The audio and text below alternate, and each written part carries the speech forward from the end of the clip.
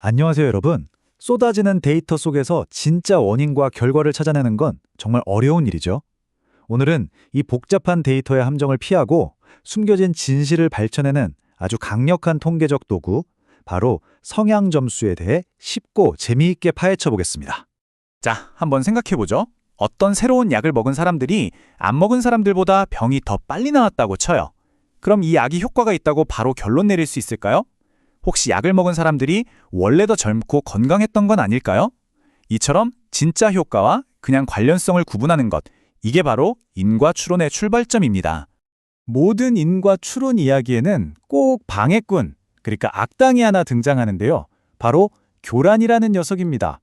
이 숨겨진 요인이 얼마나 교묘하게 우리의 눈을 속이고 잘못된 결론으로 이끄는지 지금부터 그 정체를 밝혀보겠습니다. 자, 여기 그림을 한번 보세요.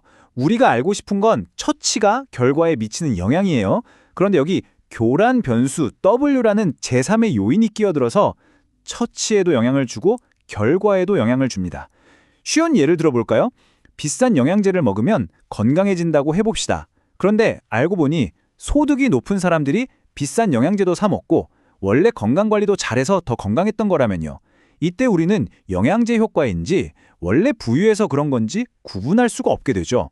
이게 바로 교란입니다. 네, 이 문장이 핵심을 정확히 짚고 있죠. 연관성이 인과성을 의미하지 않는 이유는 교란 때문이다.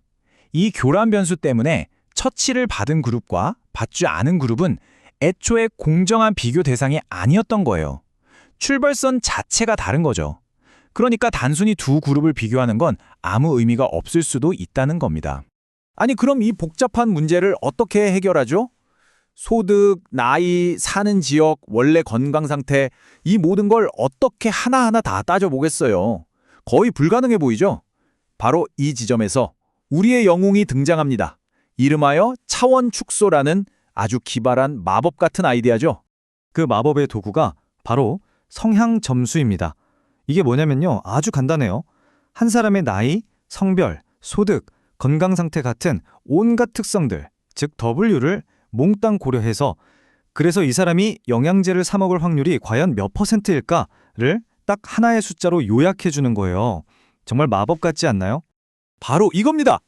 왼쪽을 보세요. 나이, 소득, 지역, 건강. 정말 정신없고 복잡하죠? 이게 우리가 마주한 문제예요. 그런데 성향 점수는 이 모든 걸 하나의 깔때기에 쏟아부어서 오른쪽처럼 0.75 같은 아주 깔끔한 숫자 하나로 똑 떨어지게 만들어줍니다. 이 지저분한 고차원의 문제를 아주 다루기 쉬운 1차원 문제로 바꿔버리는 거죠. 좋습니다. 자, 이 모든 교란 변수들을 숫자 하나로 줄이는 데 성공했어요. 그런데요? 그래서요? 이게 도대체 어떻게 교란 문제를 해결해 준다는 걸까요? 이 단순한 숫자 하나에 숨겨진 어마어마한 힘의 원천, 바로 성향 점수 정리를 만나보시죠. 이 정리는 정말이지 놀라울 정도로 강력합니다. 무슨 뜻이냐면 우리가 원래 하려던 것처럼 수많은 교란 변수 W를 하나하나 다 통제해서 그 가짜 경로를 막는 것과 그냥 딱 하나 이 성향 점수 이역 W만 통제하는 것이 완전히 똑같은 효과를 낸다는 겁니다. 마치 수십 개의 자물쇠를 일일이 열 필요 없이 마스터키 하나로 모든 문을 여는 것과 같다고 할 수 있죠. 자, 이 그림을 따라가 보면 원리가 더 명확해져요. 모든 교란 변수 W가 처치 T에 영향을 미치려면 반드시 성향 점수라는 아주 좁은 길목, 일종의 병목 지점을 통과해야만 해요. 그렇다면 우리는 굳이 저 넓은 W 전체를 막을 필요 없이 딱 이 병목 지점만 틀어 막으면 되는 겁니다. 그러면 처치와 결과 사이의 모든 가짜 연결고리가 아주 효과적으로 차단되는 거죠. 와, 그럼 이제 문제가 다 해결된 거네요? 복잡한 변수들을 숫자 하나로 압축해서 통제하면 되니까요. 이제 끝난 거 맞죠? 라고 생각하셨다면 큰 오산입니다. 세상에 그렇게 쉬운 일은 없죠. 여기에는 아주 결정적인 그리고 치명적인 함정이 하나 숨어 있습니다. 바로 이겁니다. 우리는 그 사람의 진짜 성향 점수, 즉 신만이 아는 진짜 정답을 몰라요. 우리가 할 수 있는 건 데이터를 가지고 아마 이 사람의 점수는 0.75 정도일 거야 라고 추정하는 모델을 만드는 것뿐입니다. 결국 뭐냐면 수많은 변수를 다루는 골치 아픈 문제에서 얼마나 정확한 추정 모델을 만드느냐는 또 다른 문제로 문제가 옮겨간 것뿐이죠. 자, 좋습니다. 이론은 이제 충분히 알아본 것 같고요. 그럼 우리가 이렇게 힘들게 추정한 성향 점수를 가지고 대체 어떻게 진짜 인과 효과를 개선해낼 수 있을까요? 지금부터 그 강력한 무기, 역확률 가중법, 줄여서 IPW의 세계로 들어가 보겠습니다. 우리가 가진 현실 데이터는요, 말하자면 이렇게 한쪽으로 기울어진 저울과 같아요. 어떤 교란 변수들 때문에 특정 성향의 사람들이 처치를 더 많이 받게 되면서 애초에 양쪽 그룹의 균형이 완전히 깨져 있는 상태인 거죠. 이게 바로 편향된 현실입니다. IPW의 아이디어는 정말 기발합니다. 만약에 말이죠, 이 기울어진 저울의 무게를 인위적으로 조정해서 수평을 맞출 수 있다면 어떨까요? 바로 그겁니다. 각 사람에게 가중치를 다르게 부여해서 마치 모든 사람이 공평하게 무작위로 처치를 받은 것 같은 가상의 인구 집단, 즉 완벽하게 균형 잡힌 세상을 수학적으로 만들어내는 기술이죠. 그럼 그 가중치는 어떻게 주는 걸까요? 아주 직관적이에요. 처치를 받을 확률이 아주 낮았는데도 받은 희귀한 사람에겐 당신은 아주 중요해요 하면서 더 큰 목소리, 즉 높은 가중치를 주고요. 반대로 너무나 당연하게 처치를 받을 것 같았던 사람에겐 당신은 너무 흔하니까 잠깐만 조용히 있어봐요 하면서 목소리를 줄이는 겁니다.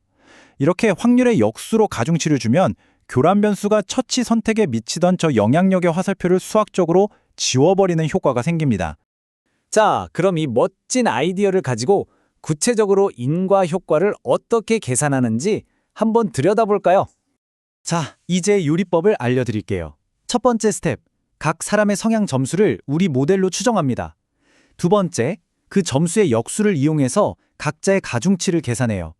세 번째, 이 새로운 가중치를 적용해서 처치받은 그룹과 받지 않은 그룹의 결과값 평균을 다시 계산합니다. 이걸 가중평균이라고 하죠. 마지막으로 이렇게 새로 구한 두 그룹의 가중평균 값의 차이를 구하면 끝. 이게 바로 우리가 그토록 찾던 순수한 인과 효과, 즉 평균 처치 효과, ATE가 되는 겁니다. 하지만 이 강력한 방법에도 몇 가지 주의할 점이 있어요.